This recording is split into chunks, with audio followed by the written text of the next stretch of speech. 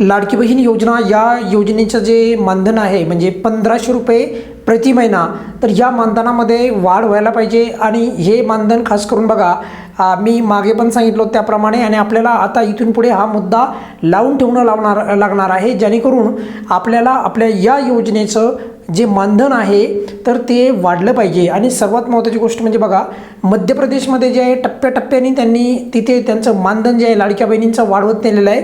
तर त्याचप्रमाणे आपल्या राज्य शासनाने देखील आपल्या या योजनेचं मानधन वाढवत नेलं पाहिजे, किंवा वाढवण्याची जी आहे मानसिकता ती दाखवली पाहिजे. आणि लवकर जे आहे त्याबद्दल जे आहे त्याला आपण म्हणूयात की प्रक्रिया सुरू केली पाहिजे. सर्वात महत्त्वाची गोष्ट म्हणजे बघा, या योजनेला 2 वर्ष पूर्ण झालेले आहेत, जवळपास म्हणल्यापेक्षा झालेले आहेत 2 वर्ष, कारण की 24 हप्ते जे आहेत ते वितरित झालेले आहेत. आणि त्यामुळे जे आहे पहिलं तर राज्य शासनाचे आपण आभार मानले पाहिजे, कारण की 2 वर्ष ही योजना कंटिन्यू राज्य शासनाने चालवलेली आहे. पण मात्र एक बाब आपल्या सर्वांना माहिती आहे की ती म्हणजे अपात्रतेची संख्या पण वाढली आहे. तर त्यासाठी फेर तपासणी एकदा लाडक्या बहिणीची करायला पाहिजे, आणि ती पण फेर तपासणी जी आहे ती रक्षाबंधनाच्या अगोदरच करायला पाहिजे. आणि KYC पोर्टल पण चालू करायला पाहिजे. प्रचंड लाडक्या बहिणींचा लाभ जे आहे या गोष्टीमुळे चालू होऊ शकतो. आणि रक्षाबंधनानिमित्त 2100 रुपये जो हप्ता जे शासन देण्याचं आश्वासन दिलं होतं राज्य शासनाने, तर त्या 2100 रुपयाची तेवढी रक्कम 1500 रुपयाहून डायरेक्ट 2100 रुपये जर नेणं शक्य नसेल, तर माझ्या मते 2 टप्प्यामध्ये, खरं तर एकत्रितच द्यायला पाहिजे, पण 2 टप्प्यामध्ये 300 रुपये जर वाढवली लाभ, तर 600 + 1500 2100 रुपये लाभ होतो. तर त्यामुळे येणाऱ्या रक्षाबंधनानिमित्त येणाऱ्या म्हणजे 28 ऑगस्टला रक्षाबंधन असणार आहे. 28 ऑगस्ट 2026ला, म्हणजे पुढच्याच महिन्यामध्ये. तर या ऑगस्टच्या महिन्यामध्ये म्हणजे 28 ऑगस्टला रक्षाबंधनानिमित्त लाडकी बहीण योजनेचं जे वितरण आहे, तर त्या वितरणामध्ये थोडी वाढ करण्यासंदर्भात मंत्रिमंडळाची बैठक आयोजित करण्यात यावी.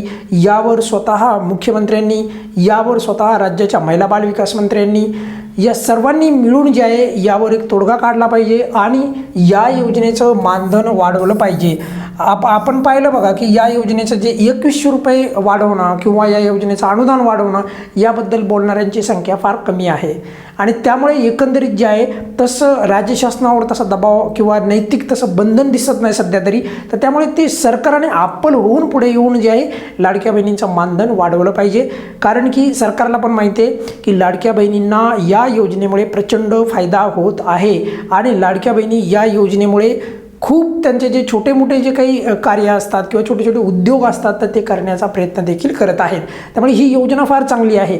राज्य शासनाचा इनिशिएटिव्ह म्हणजे लाडकी बहीण योजनेचा हा अतिशय चांगला आणि प्रभावीपणे ते राबवतात.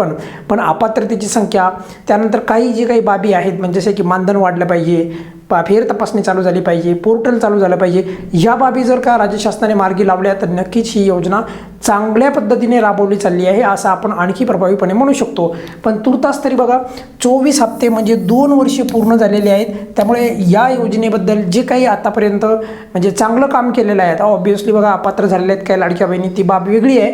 पण मात्र जे चांगलं काम केलेलं आहे त्याबद्दल शासनाचे खरंच आभार मानले पाहिजे. कारण की ही योजना आतापर्यंत का होईना पण चांगल्या पद्धतीने जी राबवण्याची जी मानसिकता आहे ती शासनाने दाखवलेली आहे. एकंदरीत विचार करता योजना ही फार चांगली आहे.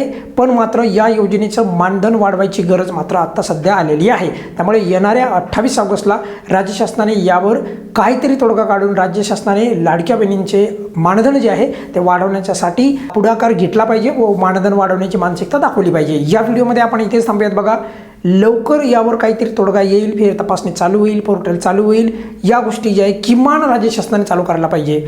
या व्हिडिओमध्ये आपण इथेच थांबूयात. बघा काही अडचण असेल तर व्हिडिओच्या खाली कमेंट्समध्ये विचारू शकता. धन्यवाद.